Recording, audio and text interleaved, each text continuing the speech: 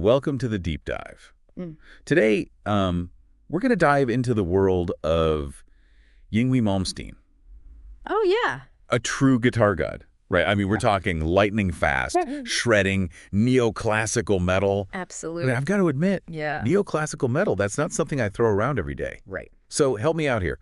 What exactly are we talking about when we say neoclassical metal? Okay, so think about it this way. Okay. You've got the grandeur of classical music, right? Like your Bach, your Paganini, Right. all that epic stuff. Right. But then you inject it with the raw power and energy of heavy metal. But So you're taking those classical scales, the harmonies, and you're giving them this fiery, this in-your-face rock and roll attitude. That's Yngwie's signature. so it's like this musical fusion then. It's Yeah. not just about playing a million miles an hour. It's where those ideas are coming from. Exactly. You can hear it like woven into the fabric of his music from the very beginning. Speaking of beginnings, this guy's a bit of a prodigy, isn't he? Didn't he start his first band at like 10 years old? 10 years old. Can you imagine? I can barely play a G chord. What was the name of that band, by the way? The Tiny Shredders. I don't think they had a name quite that cool. Okay. But yeah, I mean, talk about starting early. You know, his real name, by the way, is Lars Jan Yngwie Landerbeck. Whoa, whoa, whoa. It's a mouthful. That's a mouthful. Yeah. I can see why Yngwie Malmsteen stuck. Right. Maybe a little easier on the old vocal cords. Definitely rolls off the tongue a bit better, especially for those of us who weren't born speaking Swedish. Absolutely. Mhm. So how does a kid in Sweden with this classical influence go from, jamming in his bedroom to Yngwie Malmsteen, guitar god? Well, it wasn't all, rainbows and butterflies. He Huh. paid his dues, you know. He was in a couple of bands early on, Steeler, Alcatraz. Okay. And if you've ever listened to Yngwie, you know he's got a big personality. I can only imagine. So let's just say those early band experiences were educational. I bet they were. So when did his solo career really take off? When did Yngwie, truly become Yngwie? 1984? Rising Force. Oh, I've heard of this. His debut album just explodes onto the scene. Wow. And it wasn't just the music, it actually got a Grammy nomination. No way. Yeah. Put him on the map like this guy's a force to be reckoned with, literally. Rising Force. They knew what they were doing with that title, didn't they? Right. It was a statement. Yeah. This wasn't just another rock album. This was something completely different. Next level, right. Absolutely. This was technical virtuosity like people had never really heard before, at least not in a heavy metal context. And this is where we get into, the whole shredding thing, right? Yeah. Break it down for those of us who haven't spent much time with a guitar. Okay, so imagine this. Fingers flying across the fretboard, Okay. like at warp speed, but hitting every note perfectly. Wow. Not a single mistake. That's shredding. And Yngwie wasn't just playing fast, he was doing it with this insane precision. Right. He used a technique called sweep picking. Okay, so sweep picking, that's part of the secret sauce. What's so special about that?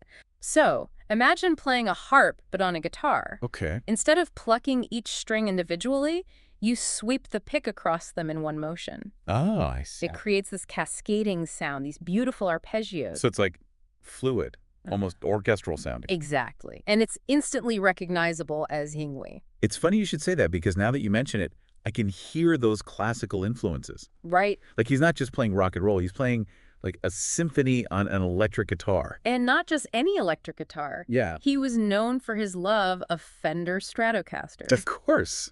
What else would it be? Right. And later on, he'd actually get his own signature model. Okay, now that's a big deal, right? To have Fender, this legendary guitar company, name a guitar after you. It's huge. Only a select few guitarists ever get that honor. What? It really speaks to his impact on the instrument. Absolutely. So we've got this prodigy, this insane technique, this fusion of metal and classical. What comes next in the Yngwie Malmsteen saga? Well, no rock and roll story is complete without a little drama, right? Oh, there we go. And in 1987, Yngwie's life took a turn. What happened? He was in a serious car accident. Oh, no. Crashed his Jaguar into a tree. Oh. And the impact, it severely injured his right hand. Oh, my gosh. His picking hand. Can you imagine? I can't even. To have your passion, your livelihood, literally in your hands 1 minute. Yeah. And then, It's every guitarist's nightmare. yeah. But Yngwie, he bounced back, stronger than ever. Yeah. Just a year later, Wow. he released Odyssey, Oh, okay. which became his biggest album. Odyssey, wait a minute, that's the one with Heaven Tonight on it, right? Exactly. Man, that song was everywhere. Huge hit. Yeah. And it really helped make Odyssey go platinum. Wow. So that album, that was kind of like his arrival, like Yeah. Yngwie Malmsteen is here to stay. Exactly. Cemented his place as a true guitar hero. So, we've talked about a lot of his music, but we haven't really gotten into, like, the band. Was it like the same guys the whole time? Or was there like a revolving door of musicians? It was a bit of a revolving door. Really? Yngwie is incredibly talented. Oh, yeah. And he has a very strong personality. Right. That combination can be challenging for some people. I can imagine. So he went through a lot of different bandmates over the years. He did. But you know what? He always managed to find incredible musicians. Okay, so like anyone we might recognize? Any big names? Yeah, actually. So on his very first album, Rising Force, the drummer was Barry Barlow, who you might know from Jethro Tull. Oh, wow. Okay. Yeah, I know Jethro Tull. And then over the years, both Jens Johansson and his brother Anders Johansson played keyboards in his band. Wow, so it was a family affair at some point. At different times. Okay. But yeah, even with all the lineup changes, Yngwie's music never stopped evolving. Okay, so speaking of evolving, what about the 90s? What was happening in the world of Yngwie during, like, the grunge era? Well, he definitely didn't go grunge. Okay, good. But he did start to, like, really experiment. Oh, okay. Different sounds, different singers, pushing the boundaries even further. Okay, so, like, give me an example. What kind of experimentation are we talking about? So early 90s, he teamed up with this vocalist, Gurren Edman. No. They did 2 albums together, Eclipse and Fire and Ice. Okay. But then he decides to switch it up, brings in Mike Viscera, who used to be in the band Loudness. Okay. They did The Seventh Sign and Magnum Opus. Wow, so he was really, like, not afraid to just completely change his sound. Exactly. He kept everyone guessing.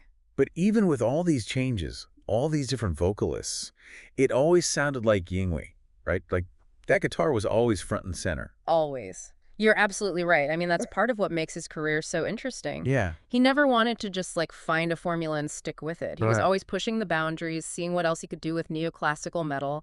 So it was like he was on this, like, this mission to just, like, wring every single sound out of the electric guitar, Like, what can this thing do? Exactly. And not just the electric guitar. Oh, what else? Remember how we were talking about his classical influences? Yeah. Well, in 1996, he releases Concerto Suite for Electric Guitar and Orchestra, Whoa. recorded with the Czech Philharmonic in Prague. No way. Yeah. Okay, that's next level, right? Like, we're not talking about a little string section here. We're talking about a full-blown orchestra. It's a real deal. Oh my gosh, that must have been incredible, like that fusion of classical and rock. He was unlike anything else. Wow. Yeah. So he was playing with, like, symphony orchestras, but also, we talked about this earlier, there's this, like, other side of Yngwie, right? Right. The rock star side, the antics. Of course. You can't be a guitar god without a few good stories. Exactly. So spill the tea. Give me the good stuff. Yeah. What kind of antics are we talking about? Well, there's one incident back in '88 Okay. on a flight to Japan. Oh, I've heard rumors. It's become the stuff of legends. Okay, I'm ready. Tell me everything. So picture this. Long flight, a few drinks too many, Okay. and let's just say Yngwie ends up passed out, Oh. and a jug of iced water might have been involved. Oh my God. Things escalated. I bet they did. It sounds like a scene from a movie. It definitely became a story for the ages. I can only imagine. Hold on, wait. Didn't he name an album after this? He did. Unleash the Fury. Oh, that's amazing. Classic. You gotta love it. That's owning it. Okay, so we've talked about, like, the crazy stories, but at the end of the day, this is a guy who, like, really dedicated himself to his music, right? Absolutely. I mean, the guy could have just, like, rested on his laurels, played the hits, but that's not Yngwie. No, he always kept going. Mm. Even into the 2010s, he was still releasing albums, still touring, still shredding. Still going strong. Relentless came out in 2010. Okay. And then get this. What? 2011, he plays the Star-Spangled Banner at a Major League Baseball game. No way. Are you serious? Oh my God, that's amazing. Talk about range, right? I love it.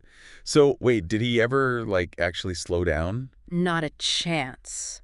He released Spellbound in 2012. Okay. And then in 2013, he put out an autobiography No way. called What Else? Relentless. It's amazing. I love when, like, artists tell their own stories, like, in their own words. And you know it's a good one? He toured with other guitar legends in 2014, did a Guitar Gods tour. So cool. Just, constantly sharing his passion, pushing the limits of what a guitar can do. So I've got to say, diving into Yngwie's world has been quite a ride. It's been a wild ride. We started with this idea of neoclassical metal, Right. and now we've gone through decades of incredible music, a few crazy stories, Of course, of course. a whole lot of guitar shredding. It's Yngwie. What else would it be? It's been amazing, and you know what? I think I'm going to have to go put on some Yngwie now. You won't regret it. He's Yeah. one of a kind. He really is. And on that note, we always like to leave our listeners with a little something to ponder. So here's a question for you. If you could go back in time and witness any moment in Yngwie Malmsteen's career, maybe a concert or a recording session, or even that infamous airplane incident, what would it be? Let us know in the comments. And until next time, keep diving deep and keep those guitars tuned.